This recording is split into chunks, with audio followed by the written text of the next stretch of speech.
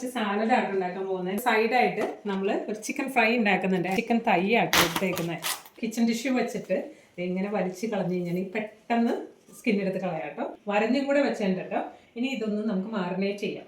കുറച്ച് ഉപ്പിട്ട് കൊടുക്കുന്നുണ്ട്, മഞ്ഞൾപ്പൊടി ഇട്ട് കൊടുക്കുന്നുണ്ട്, പാപ്രിക്കപ്പൊടിയാണ് ഇട്ട് കൊടുക്കുന്നത്, കുരുമുളക് പൊടി ഇട്ട് കൊടുക്കുന്നുണ്ട്, സോയ സോസ് ഒഴിച്ചു കൊടുക്കുന്നുണ്ട്. പിന്നെ ഉപ്പിട്ടിട്ടുണ്ട്, സോയ സോസിനും ഉപ്പാട്ടോ.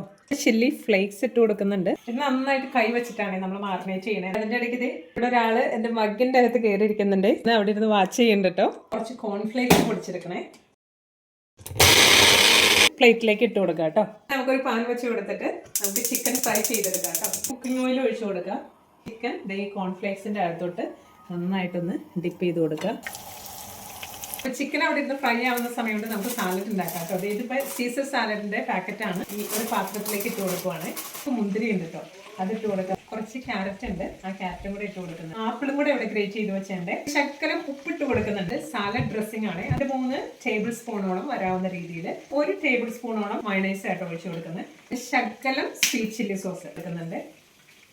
ക്രൂട്ടോൺസ് ആട്ടോ ഇവിടെ എല്ലാവർക്കും ഇഷ്ടമുള്ള ഒരു സാധനമാണ്. നല്ല ടേസ്റ്റ് ആട്ടോ അത്. നന്നായിട്ട് അങ്ങ് മിക്സ് ചെയ്ത് കൊടുക്കാം.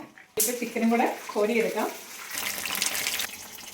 അതേ നമ്മുടെ അടിപൊളിയായിട്ടുള്ള സാലഡ്, അതുപോലെ തന്നെ ചിക്കൻ എല്ലാം ഇവിടെ റെഡിയാണ്. ഇതുപോലെ കഴിക്കാത്തവരുണ്ടെങ്കിൽ ഒന്ന് ട്രൈ ചെയ്തോട്ടോ.